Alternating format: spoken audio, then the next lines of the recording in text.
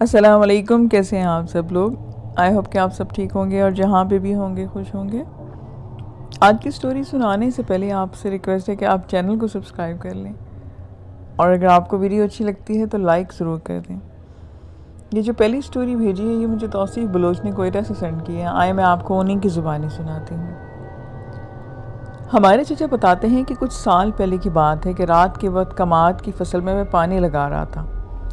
اس رات بالکل رات اندھیری تھی اور میں نے روشنی کے لیے بیٹری ساتھ لی ہوئی تھی۔ رات کی کوئی 12 بجے کا وقت تھا۔ میں نے سوچا کہ پانی کا چکر لگا کے آتا ہوں کہ کہیں کسی اور زمین میں تو پانی نہیں چلا گیا۔ انہوں نے بتایا کہ کیونکہ ٹیوب ویل ہمارا تھوڑا سنسان جگہ پر تھا اور درختوں کا جھرمٹ نزدیک تھا اور میں اکیلا پانی لگا رہا تھا۔ پانی چیک کرنے کے لیے چرپائی سے اٹھا اور لائٹ آن کر کے میں اپنی مستی میں ہی چلنے لگا۔ تھوڑا دور چلا تھا کہ کسی کو اپنے پیچھے پیچھے چلنے کی آواز میں نے محسوس کی، جیسے کہ کوئی جلدی جلدی میری طرف بڑھ رہا ہو۔ میں اچانک سے پیچھے دیکھا تو کوئی بھی نہ تھا۔ میں پھر آگے چلنے لگا کہ کچھ دور ہی چلا تھا کہ میں نے دیکھا کہ 2 بندے ایک بکری کو لیے کھڑے تھے، اور میں نے جیسے ہی ان کے قریب پہنچا تو لائٹ کی روشنی ان کی طرف دینے کے لیے جیسے ہی میں نے لائٹ آن کرنے لگا تو لائٹ میرے ہاتھ سے گر گئی اور اچانک سے بند ہو گئی۔ وہ 2 بندے لمبے قد کے تھے۔ میں تھوڑا سا سہم گیا کہ یہ کیا ماجرا ہے، پہلے تو میرے ساتھ ایسا کبھی نہیں ہوا تھا۔ خیر میں نے خود کو سنبھالا۔ ان میں سے اچانک ایک آدمی میری طرف بڑھا اور مجھ سے کہنے لگا کہ یہ راستہ کس طرف کو جاتا ہے۔ مجھے پھر تھوڑا ہوش آیا کہ کوئی مسافر ہے جو راستہ نہیں جانتا۔ میں نے ان کو بتایا کہ فلاں فلاں گاؤں کی طرف جاتا ہے۔ پھر وہ کچھ بولے بغیر چلنے لگ گئے اور انہوں نے کہا کہ پیچھے مڑ کر نہیں دیکھنا ورنہ انجام کے ذمہ دار تم خود ہوگے۔ میں نے جلدی سے بیٹری اٹھائی اور تیز قدموں کے ساتھ چلنے لگ گیا۔ تھوڑا دور جا کر میں نے محسوس کیا کہ وہ کہیں اچانک سے غائب ہو گئے، اور پھر میں آگے کو بڑھنے لگا اور کماد کی فصل آ گئی جہاں پانی لگایا ہوا تھا۔ کماد اس وقت بڑا ہو چکا تھا اور بنے ہوئے تھے، جہاں سے مجھے اندر جا کر آگے والے کماد کو دیکھنا تھا کہ اس کا پانی کہاں تک پہنچا ہے، اور چاروں طرف کماد تھی اور اندھیری رات۔ خیر میں چلنے لگا۔ بیچ کماد کے اندر جب میں پہنچا تو کیا دیکھتا ہوں کہ وہی 2 آدمی سامنے کھڑے ہیں۔ چچا کہتے ہیں کہ اس وقت بہت ڈر گیا تھا میں کہ یہ کہاں سے آ گئے، اور وہ بھی بیچ کماد میں، اور رات بھی اندھیری، کچھ دکھائی نہیں دیتا۔ اگر میرے ساتھ روشنی نہ ہوتی تو اس بار ان کے ہاتھ میں کالی بکری تھی۔ ان میں سے ایک شخص بولا کہ آپ ادھر کیا کر رہے ہو؟ آپ کو نہیں پتا کہ یہ ہمارا گھر ہے؟ ہماری عورتیں سو رہی ہیں، ہمارے چھوٹے چھوٹے بچے ہیں۔ انہوں نے مجھے ڈانٹا کہ تمہاری جرت کیسے ہوئی یہاں آنے کی؟ چچا کہنے لگے کہ اس وقت ڈر کی وجہ سے میرے منہ سے الفاظ نہیں نکل رہے تھے، بلکہ اس وقت میں سمجھا کہ اب کی بار تو میری موت پکی ہے۔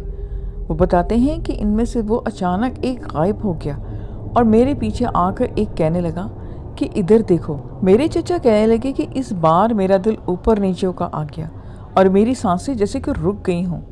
میں نے پیچھے مڑ کر دیکھا تو اس نے کہا کہ تم اگر نہیں چاہتے کہ تمہاری فصل اور تمہیں کوئی نقصان نہ پہنچے تو ابھی فوراً یہاں سے نکل جاؤ، اور کل 5 کلو گوشت اسی جگہ پر رکھ کر چلے جانا، اور پیچھے مڑ کر مت دیکھنا، آئندہ کبھی اس طرف کا رخ نہ کرنا۔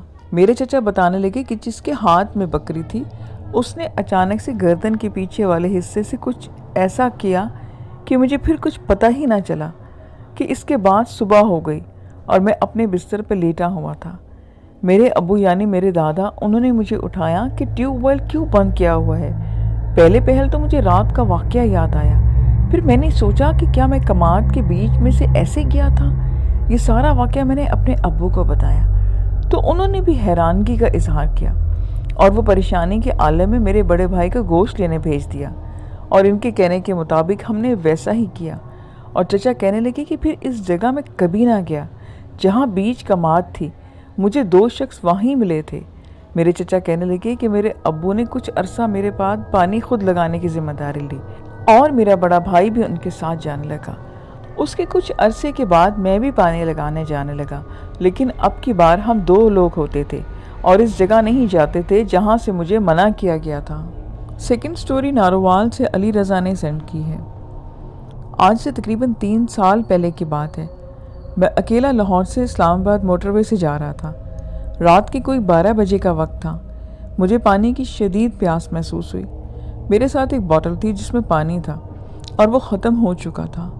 تھوڑی ہی دیر گزری کہ مجھے موٹر وے کے کنارے ایک نلکا دکھائی دیا۔ پہلے تو میں حیران ہوا کہ ایسا منظر تو پہلی بار دیکھا کہ موٹر وے کے ساتھ نلکا۔ خیر مجھے پیاس لگی تھی۔ کار کو میں نے سائڈ پہ لگایا اور 200 فٹ موٹر وے کی سائڈ کی طرف چلا گیا۔ وہاں اندھیرا تھا۔ میں نے موبائل کی لائٹ اپنے آن کی۔ علاقہ سنسان، موٹر وے خالی تھا اور ادھر میں خیر اکیلا تھا۔ نلکے کے ہینڈل کو میں نے 2-3 دفعہ اوپر نیچے کیا مگر پانی نہ آیا۔ اتنے میں دوست کا میرا میسج آیا اور میں پڑھنے لگ گیا۔ تقریباً 2 ہی منٹ گزرے تھے کہ نلکے سے پانی کی جگہ خون نکلنا شروع ہو گیا۔ میں نے دیکھا تو ڈر کی وجہ سے میرے ہاتھ سے موبائل ہی نیچے گر گیا۔ جلدی سے میں نے اپنا فون اٹھایا اور بھاگنے لگا۔ اتنے میں سامنے ایک مرد نمودار ہوا اور غائب ہو گیا۔ میں بھاگا اور اپنی کار تک پہنچا۔ کار کی کھڑکی کھولنے کی کوشش تو کھڑکی لاک ہو گئی۔ میں نے جلدی سے چابی ڈھونڈنا چاہی تو دیکھا چابی نہ تھی۔ بھاگتے وقت چابی میری کہیں گر گئی تھی۔ مجھ سے خوف کے مارے کچھ سمجھ نہیں آ رہا تھا کہ پسینہ تھا کہ میرا رکنے کا نام نہیں لے رہا تھا۔ اتنے میں گاڑی کی لائٹس بند ہو گئی اور پھر موٹر وے پر اندھیرا ہی اندھیرا ہوتا ہے۔ میں نے اپنے فون کی لائٹ آن کی اور پھر پیچھے مڑ کر چابی ڈھونڈنے چل پڑا۔ پیچھے سے مجھے کوئی پکڑتا ہے اور میں ہوا میں اچھال کر پھینکا۔ میں نلکے کے ساتھ جا کر گرا اور اس وقت خوف کی حد ختم ہو چکی تھی۔ میرے سینسز میرا ساتھ دینا چھوڑ چکے تھے۔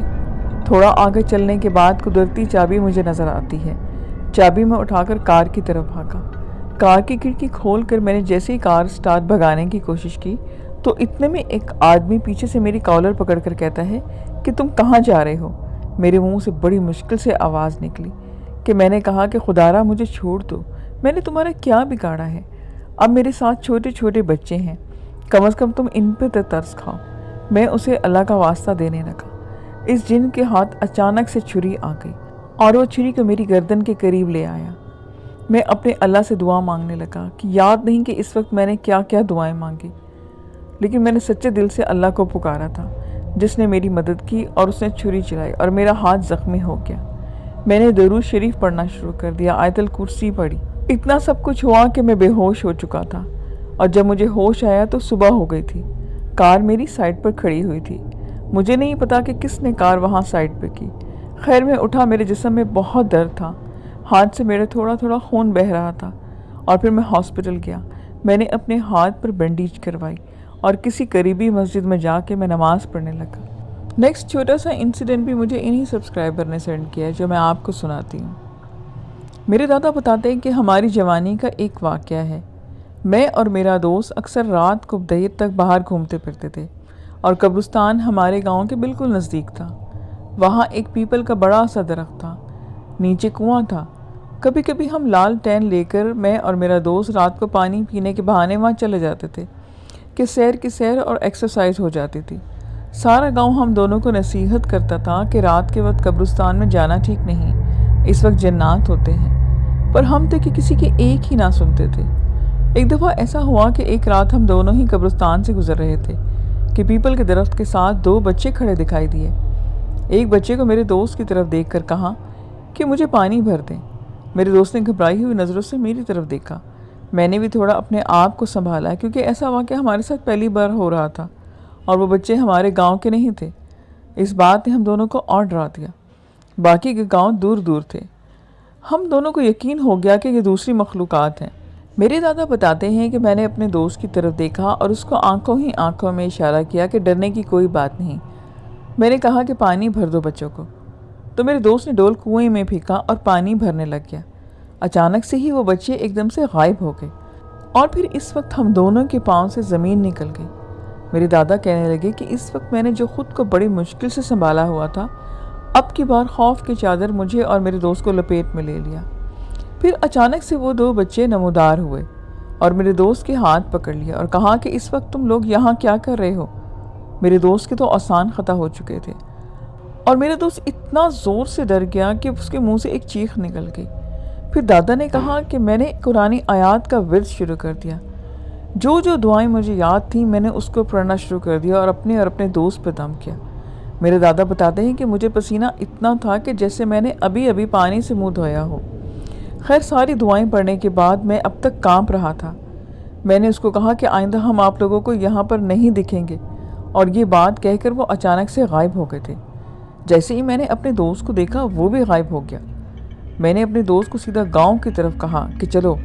میرے دادا کہتے ہیں کہ ہم 1 کلومیٹر تک تقریباً بھاگتے ہوئے اپنے گاؤں آئے، اور ہم دونوں کو دوڑنے کی وجہ سے چیختے ہوئے سارا گاؤں باہر آ گیا، کیونکہ قبرستان سے ہم چیختے ہوئے آ رہے تھے۔ گاؤں والوں نے پوچھا کہ کیا ہوا ہے، تو میرا دوست اس وقت بے ہوش ہو چکا تھا، اور دادا نے کہا کہ میں بھی بے ہوش ہوتے ہوتے بچا تھا۔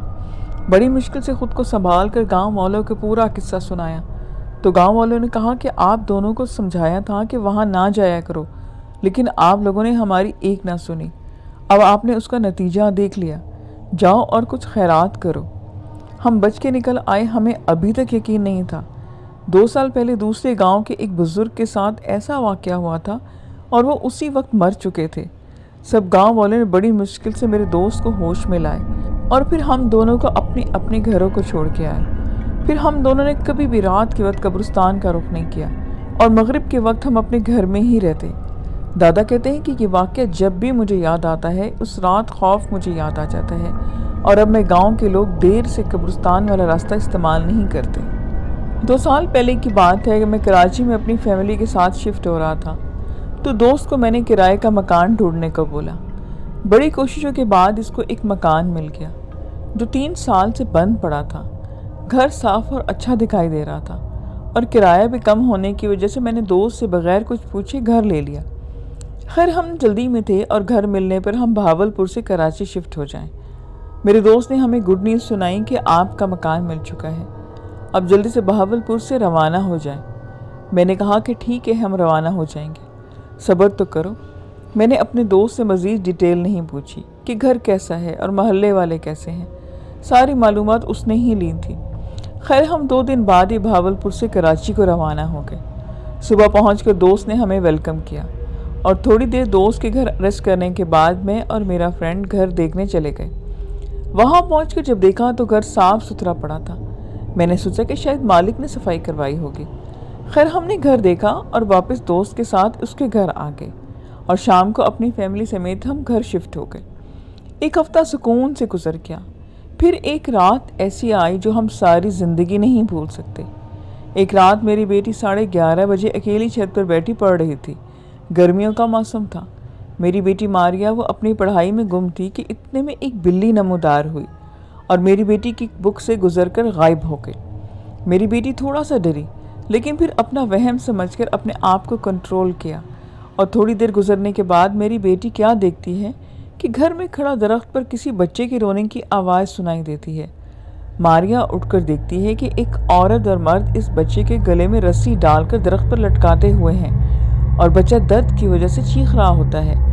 ماریا جیسے ہی نیچے صحن کی طرف دیکھتی ہے تو وہ سب غائب ہو گئے، اور ماریا اپنی جگہ کھڑی ہو گئی جہاں پر بچے کو لٹکایا ہوتا۔ ماریا کچھ دیر ٹھہرنے کے بعد پیچھے جیسے ہی مڑی تو ایک روشنی آئی، اور پلک جھپکتے ہی غائب ہو گئی، اور ایک زوردار چیخ میری بیٹی کو سنائی دی۔ اب وہ ڈر گئی۔ پیچھے درخت کی طرف جب اس نے مڑ کر دیکھا تو اس کے بعد درخت پر کوئی عورت اپنے آپ کو پھانسی پر لٹکائے کھڑی تھی۔ خوف کی جیسے ماریا کے منہ سے چیخ نہیں نکل رہی تھی۔ اتنے میں 2 لوگ پیچھے سے ماریا کے بازو پکڑتے ہیں اور درخت کی طرف لے گئے، اور ان لوگوں کے منہ سے خون آ رہا تھا۔ ان دونوں لوگوں میں سے ایک پھانسی پر چڑھی عورت کو نیچے اتار دیتا ہے، اور وہ رسی ماریا کے گلے میں ڈالنے لگتے ہیں۔ اتنے میں ماریا کے منہ سے ایک چیخ نکلتی ہے، جیسے ہی وہ میری اور میری بیوی کی آنکھ کھل جاتی ہے، اور ہم دونوں جلدی سے صحن کی طرف دوڑے۔ پھر ہم کیا دیکھتے ہیں کہ ماریا کے کپڑے پھٹے ہوئے ہیں اور دوپٹہ غائب ہے۔ ماریا بہت زخمی حالت میں بے ہوش پڑی تھی۔ میری بیوی اور دونوں بیٹی اس کے پاس چلے گئے، اس کو اٹھا کر کمرے میں لے گئے۔ رات کے 1 بجے میں نے اپنے دوست کو فون کیا، اور اس نے میری کال پک کی۔ میں نے اس کو کہا کہ جلدی میں میرے گھر آئے۔ وہ کہنے لگا کہ وہ آدھے گھنٹے کے بعد گھر پہنچ جائے گا۔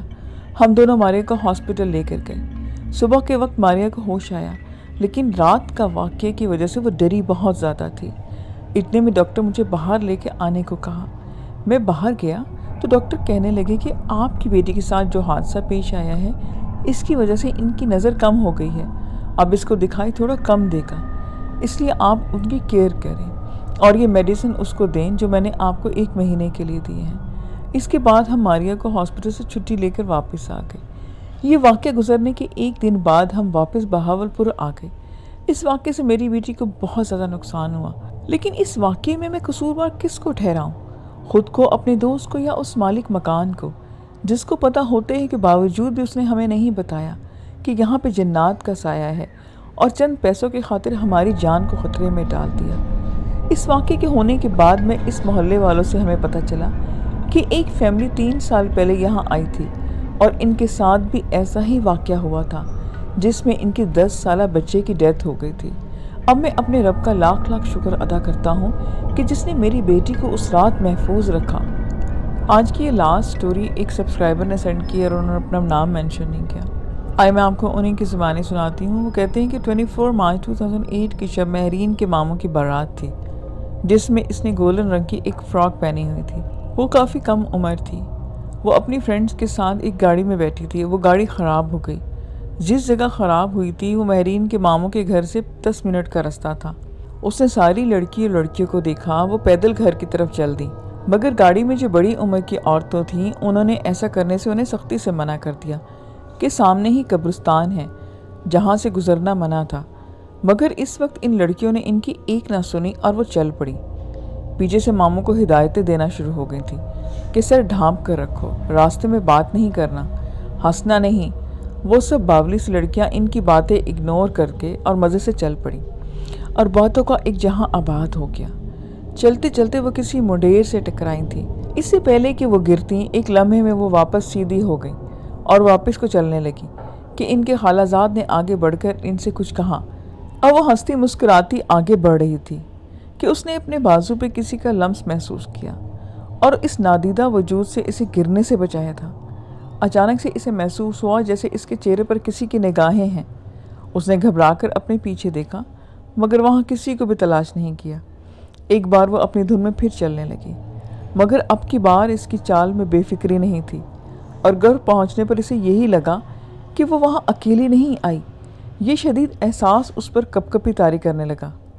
گھر میں دلہن کے ویلکم کی تیاریاں عروج پر تھیں۔ ہر جگہ بچوں اور مردوں کی آوازیں آ رہی تھیں اور وہ ایک دم چپ ہو کر رہ گئی تھی۔ کبھی چہرے پر اس طرح کی حالت میں ہاتھ پھیرتی اور کبھی دائیں بازو ہلانے لگتی۔ اس کو یہ بے چینی سی کیفیت اپنی مصروف لوگوں سے پوشیدہ تھی۔ اور پھر رسموں کا آغاز ہو گیا۔ وہ ایک شوخ لڑکی تھی۔ اس کے گرد سب آن کھڑے ہوئے اور اس کے ماموں زاد تھے اور اسے دیکھنے لگے۔ وہ سنہری فراک میں تھی اور کافی اچھی لگ رہی تھی۔ اس کا وہ کزن اسے بار بار گھور رہا تھا۔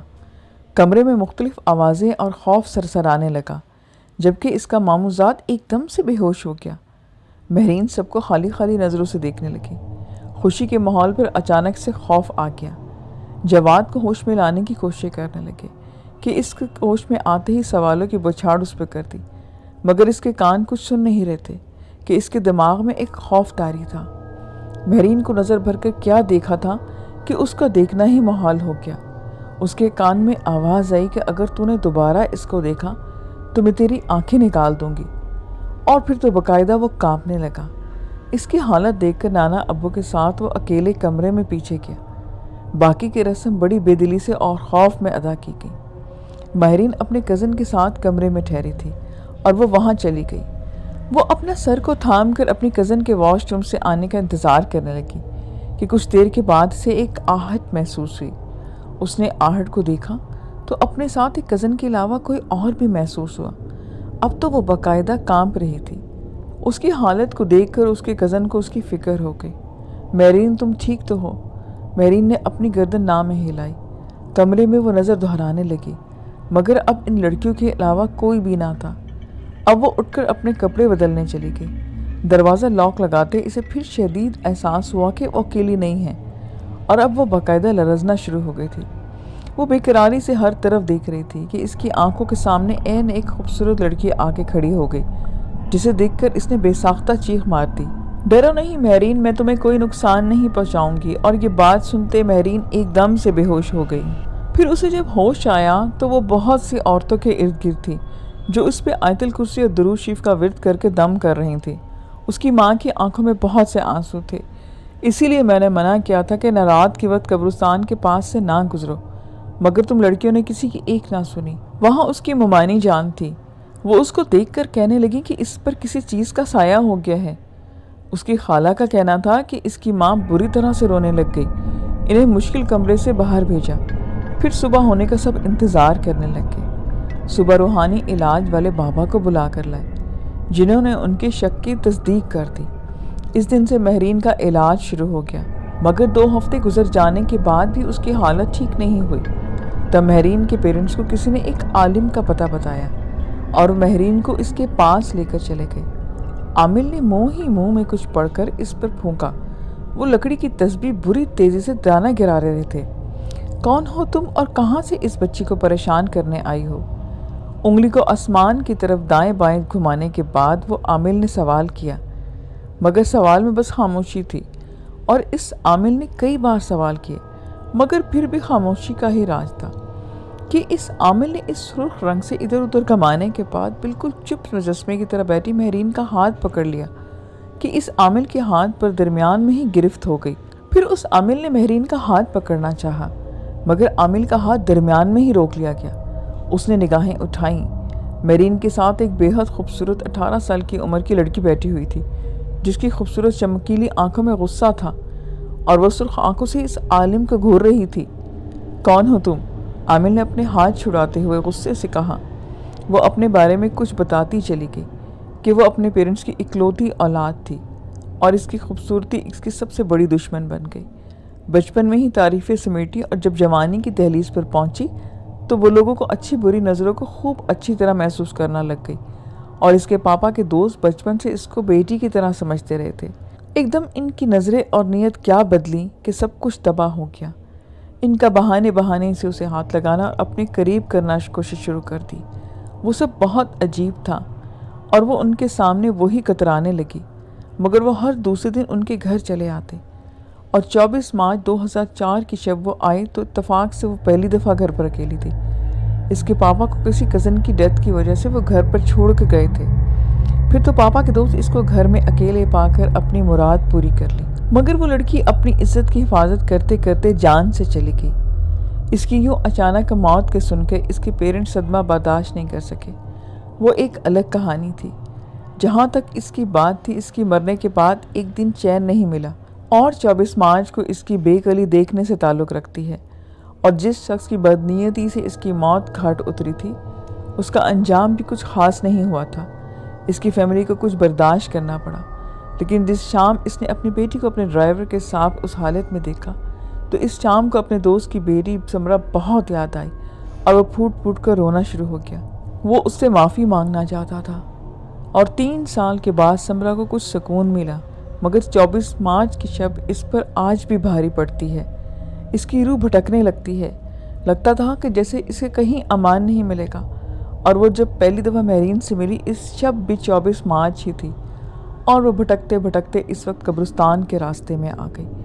جب اس کی تنہائی میں کسی نے خلل ڈالا اور اسے 4 برس پہلے بار ہوا تھا، اس نے غصے سے نظر اٹھائی تو اسے مہرین نظر آئی اور وہ گرنے لگی، لیکن اس نے اسے گرنے سے بچایا تھا۔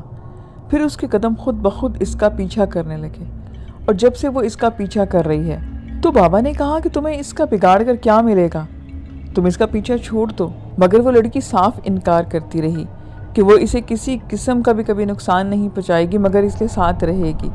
اس عامل کے بعد کئی عامل اور مولوی کو دکھایا گیا، مگر وہ مہرین کا ساتھ چھوڑنے پر راضی نہ تھی۔ وہ اس کا یہی جواب ہوتا تھا کہ میں اسے اپنے جیسی دیکھنے والی مہرین کو ہمیشہ اپنے ساتھ رکھوں گی، میں اس کو چھوڑ کے کہیں پہ بھی نہیں جاؤں گی۔ اور اسی طرح سے 2 سال گزر چکے تھے، اب اس کے رشتے آنے لگے، مگر خاندان میں سب صورتحال معلوم تھی، اس لیے کوئی آگے نہیں بڑھتا تھا۔ اب تو وہ لڑکی بالکل ہی خاموش ہوتی جا رہی تھی اور اداس رہتی تھی۔ اب وہ لڑکی گریجویشن کر چکی تھی اور اکثر شام کو اکیلی بیٹھی اپنے آپ سے ہی باتیں کرتی۔ در حقیقت وہ اس سمرا سے باتیں کرتی تھی، اسے خوش رکھنے کی کوششیں کرتی تھی، مگر ایک قیدی کی زندگی وہ گزار رہی تھی۔ مہرین اپنی مرضی سے اسے کچھ بھی نہیں کرنے دیتی تھی۔ وقت گزرنے کے ساتھ ساتھ ہر چیز نے اسے فورس کرنے لگی، اور جب مہرین چیزوں سے انکار کرتی تو وہ نہ چاہتے ہوئے اسے تکلیف دینے لگی۔ اصل میں وہ دیتی تکلیف اپنے آپ کو تھی، مگر ایسا مسکن چونکہ مہرین کی وجود میں تھا اس لیے مہرین کو دورے پڑنے لگتے اور وہ اپنی کلائی پر دانت کاٹ دیتی اور کبھی اپنے بال نوچنا شروع ہو جاتی۔ اس روح نے آج تک بھی اس کا پیچھا نہیں چھوڑا۔ کوئی بھی آج تک سمجھ نہیں پایا کہ اس کی زندگی میں کیسے وہ آئی اور اب وہ کیسے جا سکتی ہے۔ اللہ جانے کہ کیا ہے، لیکن لگتا تو یہ ہے کہ اب اس کے مرنے تک وہ اس کے ساتھ رہے گی۔ لسن جی، آج کی سٹوریز تھیں، آئی ہوپ کہ آپ کو اچھی لگی ہوں گی۔ مجھے اپنا فیڈ بیک ضرور دیں، پھر نیکسٹ ویڈیو میں ملیں گے نیو سٹوریز کے ساتھ۔ خدا حافظ۔